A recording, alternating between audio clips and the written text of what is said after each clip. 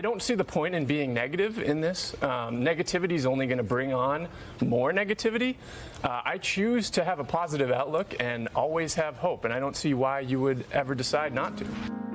Well, that was almost exactly 5 years ago. Marine veteran Patrick Beauregard joining us on our program, opening up about his stage 4 colorectal cancer diagnosis. Well, 6 months after that interview, Patrick passed away when he was just 32 years old. Patrick left behind a legacy of advocacy and a loving family. His wife, Amanda, their newborn son, Noah, his siblings, his mom, Kathy, and, of course, his dad, Dr. George Beauregard. George is continuing his son's important work with a brand new book celebrating Patrick's life and also raising awareness about colorectal cancer. It's called Reservations for 9, A Doctor's Family Confronts Cancer. Dr. George Beauregard, good morning. Thank you so much for being here.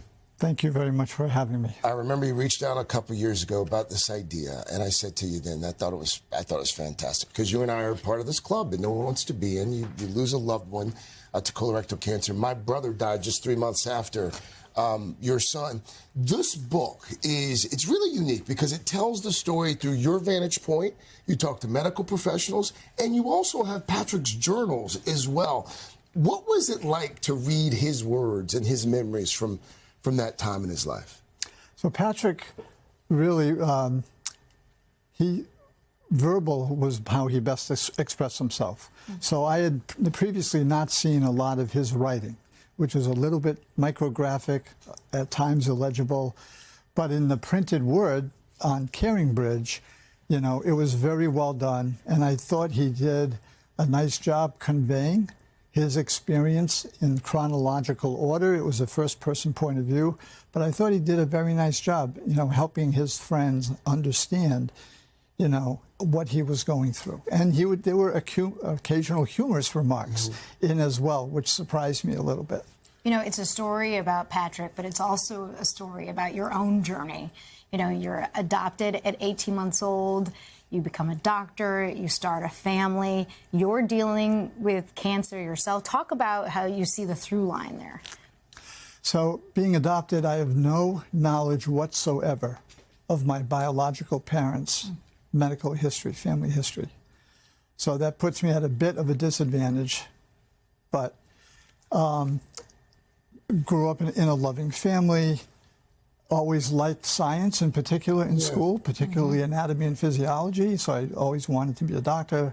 I worked as an X-ray tech for 7 years, and that only deepened that desire. So at age 28, I went to medical school. Wow. You know, I had a cancer diagnosis, and you hear that word and your life has changed almost immediately, and certainly for your family as well. What was it like for you writing this book? Was it, and you dealing with your own cancer, was it somewhat cathartic in writing this? At times it was therapeutic, and at other times cathartic. I would say, as his father, I was shocked that one of my children had this disease at the stage that it was. As a physician, I was shocked at seeing this is in a 29-year-old healthy male. So shocking on both fronts. A Marine veteran. I remember when he came to the studio, there was nothing about him that looked like cancer, which is why I thought then and still think now it's such an important story worth telling.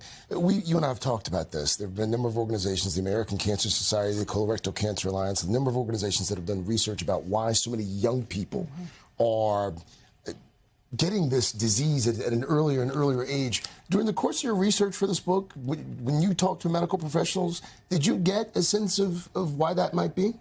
So I think the fact that cancers, probably 15%, have a clear genetic cause still holds true. The other 85% are, you know, sporadic developments. There are a lot of theories about what's behind colon cancer, the rise in early onset colon cancer.